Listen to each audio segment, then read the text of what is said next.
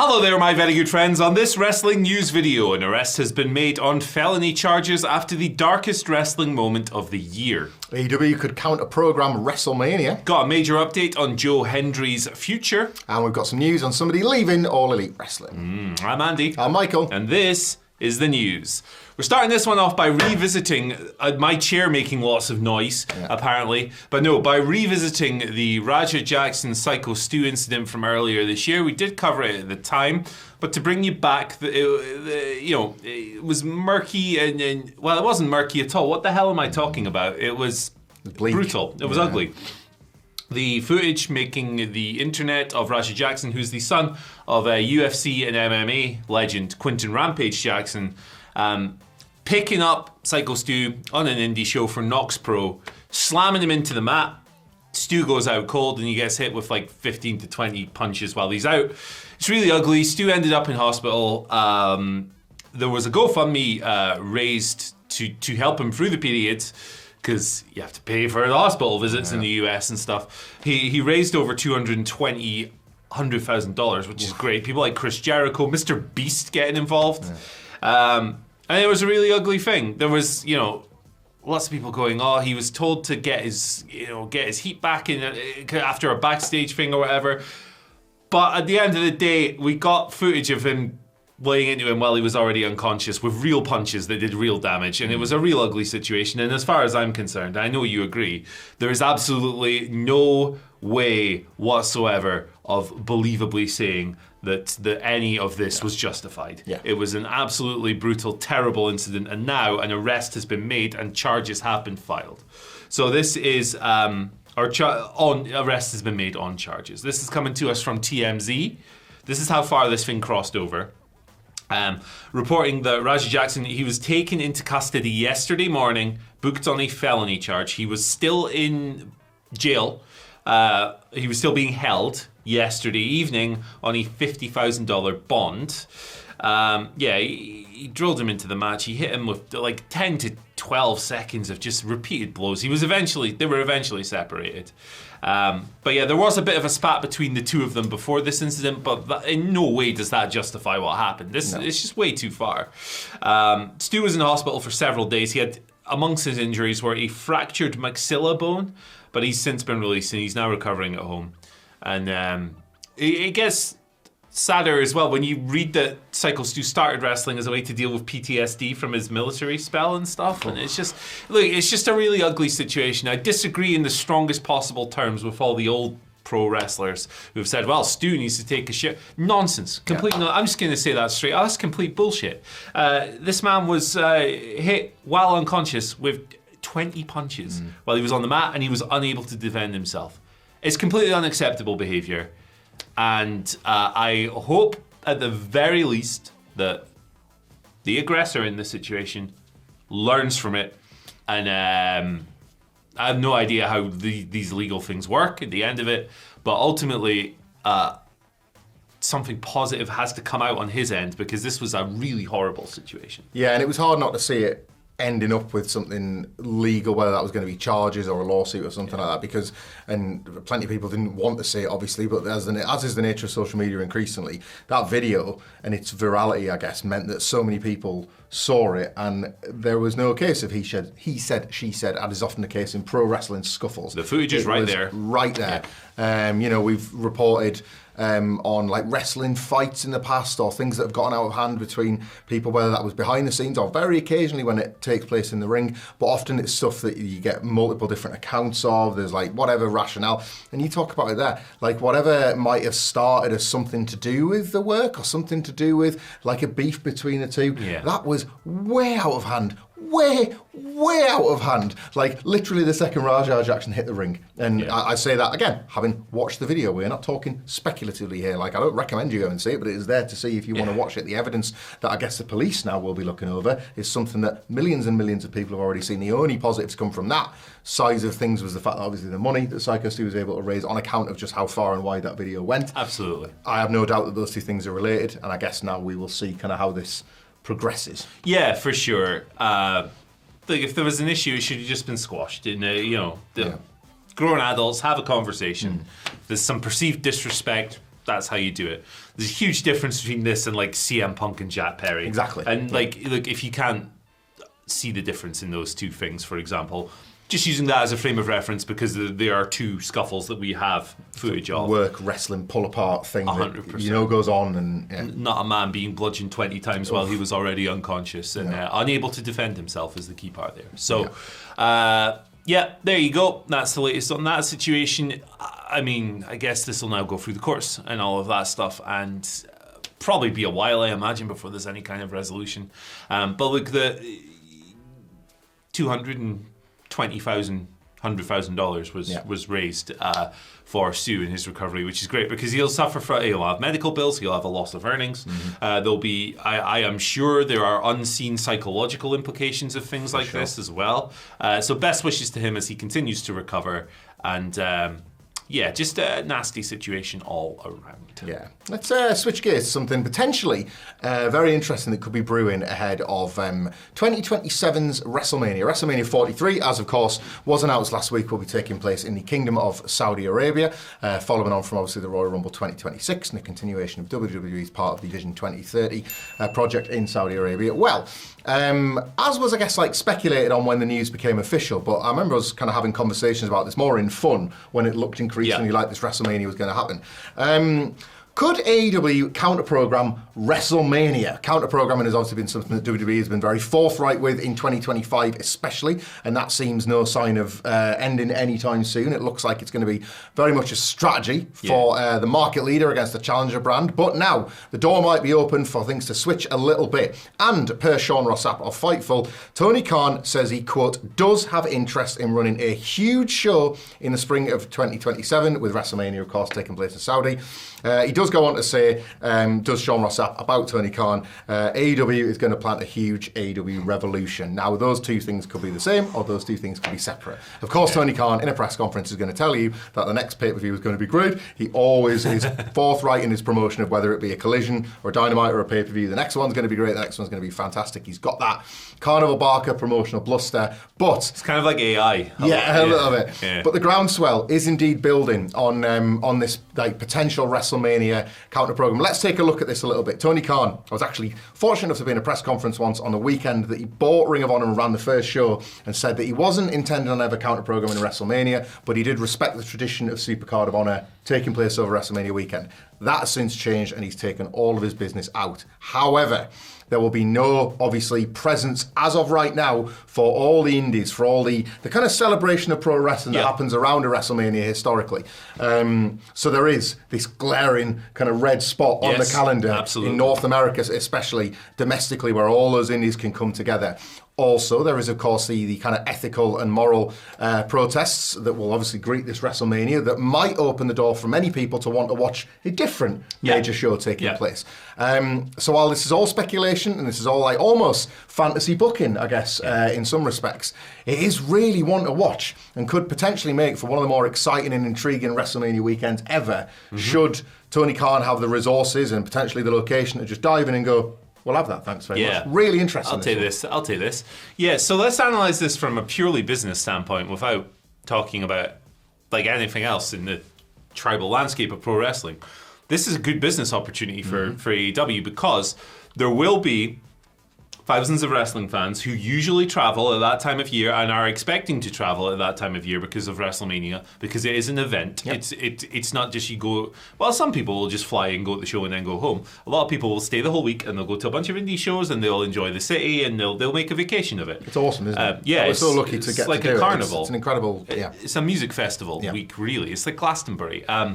So there will be an opportunity to do that, because factually, not as many people will travel as far as Riyadh or whatever city it takes place. I think Riyadh was in the logo, so that's safe to assume. Not as many people will travel there, because not as many tickets will be available to them as well. Because we don't know for sure how the ticketing for the Saudi shows works, but those fans are super passionate. in Saudi Arabia, and they will surely snap up whatever tickets are available because they are extremely passionate about pro wrestling. That will mean they will be more difficult for people who would normally go to get tickets, which means that those people will maybe be looking for some other wrestling thing to do. Now, there will be a sizable portion of people who are not interested in an AEW show, as is their right. It's all subjective. You can like what you like and dislike what you dislike. But there will be a big chunk of US-based, in particular, wrestling fans looking for something to do that week. I think it's very sensible for AEW to put a tentpole event in the middle of that.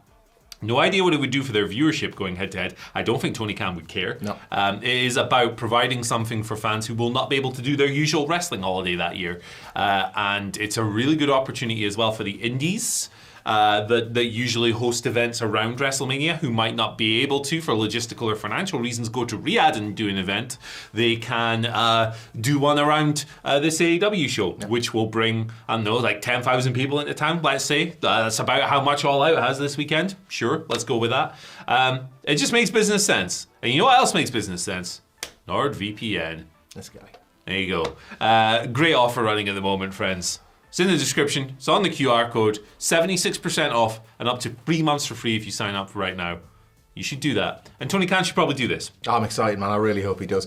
I mean, let us know in the comments below where you would like Tony Khan to run if indeed you had hoped that you could visit WrestleMania, say, in 2027 and now can't. Like, the sort of the glowing hotspots in my mind on that map of America right now are something like Madison Square Garden, on account of, like, what a kerfuffle that caused the last time somebody else ran it. New Orleans, who, of course, are down at WrestleMania. Indianapolis, that supposedly owed something big. We all know it's going to be Chicago. Yeah, it's probably going to be Chicago. Which I'm okay. I love Chicago. It's my favourite city. He knows what he likes. You know, like, I wonder, it's fun to speculate. You say about, like, obviously the 10,000 people that are coming into Canada for All Out. Yeah. But would he see this as an opportunity to try and get, like, a second stadium show that year to go along with All In? Yeah, you never know. There's Revolution. That is March, that could move to April. There's Double or Nothing that's May, that could be moved back. Arthur Ashe, that might be an option. Arthur Ashe, that could be a shout, because then cool. you've got the New York and New Jersey, tri-state area indies that could all work around that. It's exciting. I hope they do it. Exciting. I really hope they do it. Yeah, me too. Look, we've always said, counter-programming all of this stuff, if you're a fan, you just got another show to watch. Yeah. Oh no, oh no, I have another show to enjoy. It'd be unlike any WrestleMania weekend ever, wouldn't it? To have, like, two big, massive events Totally going unique. like that. Yeah. Totally unique. And yeah, some people will just be looking for something different to do. So why not try and fill that gap? I think it makes business sense. But let us know in the comment section down below what you think.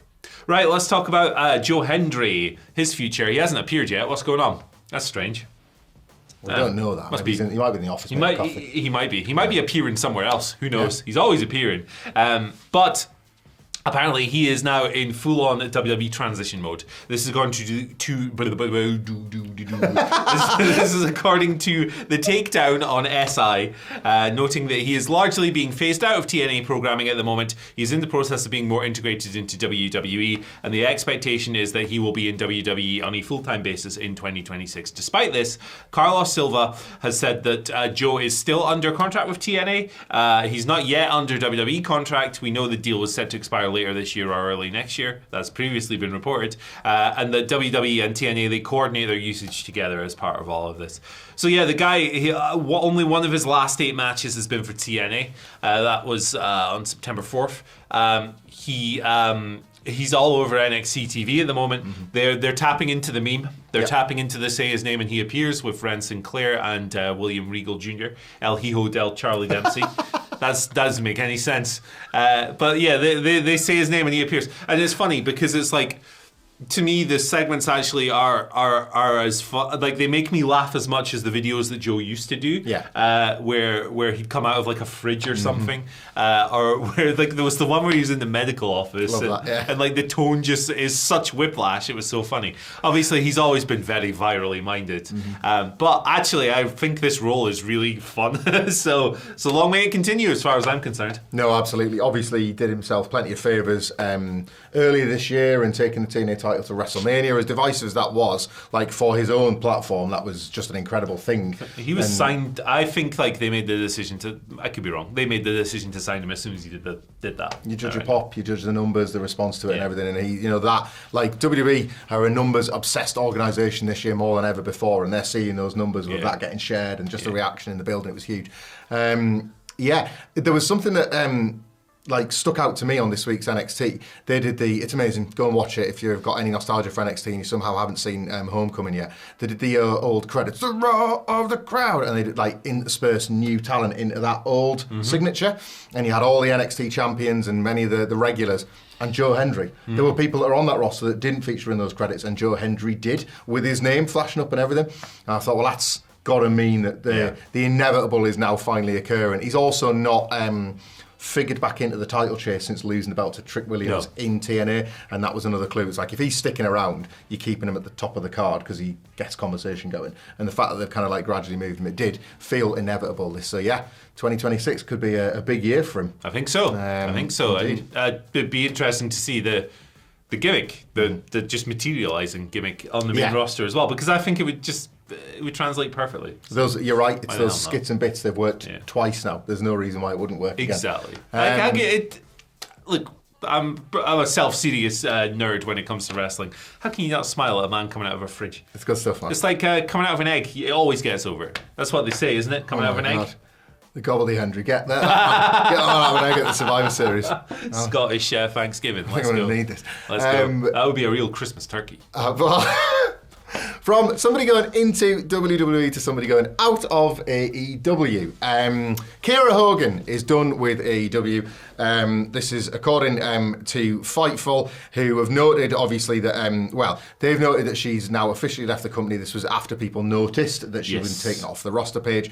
Her time with AEW might go back longer than you think. She joined the company in 2021, doing a lot of stuff on Dark. There was a ton of wrestlers on Dark and Dark Elevation back in the day when those programs were still a thing. But now it's been a year and a half since she was last featured on AEW television. Ring of Honor, likewise, where she'd also previously featured. A lot of those wrestlers kind of go under the radar. And for a while, Kiera Hogan was one. She hasn't actually wrestled anywhere for pretty much a year outside of something she did in Las Vegas in April over the aforementioned WrestleMania weekend. But that was the last thing she did, belt to belt, and is now done with AEW. The company, as it often does, did the official happy birthday post for the other day, and she responded, which would imply at least that all things are good and professional, and there's no kind of acrimony, but just a contract has come to an end. Yeah, for sure. So I thought Kiera's best role for I'm gonna say I like someone that a lot of people hated. I like the baddies personally. Me too. I thought they were good with Jade Cargill. The Red Velvet and later Layla Gray. It was always unfocused, but when they did come together, it was, like from the first entrance, I was like, this is good. This is a good act. I know a lot of people hated it. I don't care. I like what I like. I don't care if you hate it. And you shouldn't care if I hate what you like either. That's how it works. So that was, for me, that was my favourite role for Kiera in AEW. And obviously that stable didn't last forever. And Jade's not been in the company for 2 years almost at this stage. So yeah, not been particularly heavily featured. I don't really have much analysis for this situation, to be honest. I just feel like this is a bit of a mutually beneficial split, because it was pretty clear that AEW and Ring of Honor were not going to use her.